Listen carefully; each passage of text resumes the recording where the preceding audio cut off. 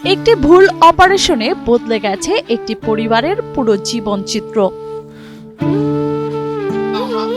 2 বছর আগেও সুস্থ ও স্বাভাবিক ছিলেন সোহেল সর্দার। বাবা মা, স্ত্রী ও 3 সন্তান নিয়েছিল তার সুখের সংসার। তবে একটি ভুল অপারেশন বদলে দিয়েছে তার জীবন সংসার। আমার স্বামীর কারণে আজকে আমার স্বামীর ডাক্তারের দায়িত্ব নেই, ভুল চিকিৎসার কারণে আজকে ভুগতেছে। শরীয়তপুর পৌরসভার মধ্য ধানুকা এলাকার বাসিন্দা সোহেল সর্দার। একসময় মুদি দোকানের আয়ে চলত তার পরিবার। 2 বছর আগে হঠাৎ পেটের তীব্র ব্যথায় আক্রান্ত হলে প্রথমে শরীয়তপুর সদর হাসপাতালে ভর্তি হন তিনি। সেখানে অবস্থার উন্নতি না হয় চিকিৎসকদের পরামর্শে ঢাকার একটি হাসপাতালে নেওয়া হয় সোহেলকে। সেখানে খাদ্যনালীতে ছিদ্র রয়েছে দাবি করে করা হয় একটি অপারেশন। তবে ওই অপারেশনের পর থেকেই শুরু হয় জটিলতা। পরিবারের দাবি এরপর থেকেই আর সুস্থ হয়ে ওঠেননি তিনি। 2 বছর আগে ভালো ছিলাম, 2 বছর পর হঠাৎ পেট ব্যথা হচ্ছে। শরীয়তপুর হাসপাতালে আমাকে বললো নারে প্যাঁচ খেয়েছে, মিটফুডে পাঠাইলো আমাকে। মিটফুডে পাঠাইছে মতন ম্যাডাম আমাকে বললো এরা খাদ্যনালী সেট দিয়ে গেছে গা। আমাকে পরে অপারেশন করছে, 1.5 বছর হয়ে গেছে গা। না আবার ব্যথা যন্ত্রণা।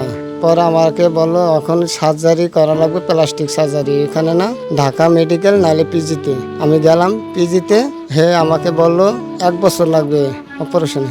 আমার বাচ্চার অনেক সংসার ধ্বংস হয়ে যাইতেছে। নিরাপত্র স্বামী যদি না কাজ কামরা করতে পারে, এই 3টি বাচ্চা নাবালক শিশু, তাদের নিয়ে কিভাবে বাঁচবো আর কিভাবে সংসার চালাবো? সারাক্ষণ তীব্র পেট ব্যথা আর শারীরিক দুর্বলতায় ভুগতে থাকেন সোহেল। পরবর্তীতে পিজি হাসপাতাল ও ঢাকা মেডিকেল কলেজ হাসপাতালে চিকিৎসা নিতে গেলে চিকিৎসকেরা জানান আগের অপারেশনটি ভুল ছিল তার। বাঁচতে হলে পুনরায় জরুরি ভিত্তিতে প্রয়োজন অপারেশন। পরে ঢাকা মেডিকেলে পাঠালো।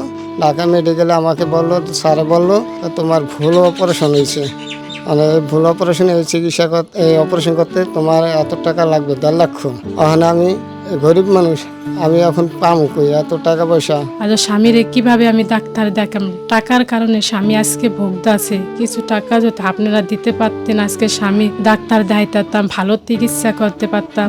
এরপর চিকিৎসার খরচ জোগাতে গিয়ে নিঃস্ব হয়ে পড়ে পরিবারটি। অভাবের তাড়নায় বড় ছেলে 7 বছরের তামিমকে দিতে হয়েছে ওয়ার্কশপের কাজে, আর মাত্র 5 বছরের ছেলে আব্দুল্লাহকে পাঠাতে হয়েছে এতিমখানায়। এই অবস্থায় তার চিকিৎসার জন্য প্রয়োজন অন্তত 2 লাখ টাকা।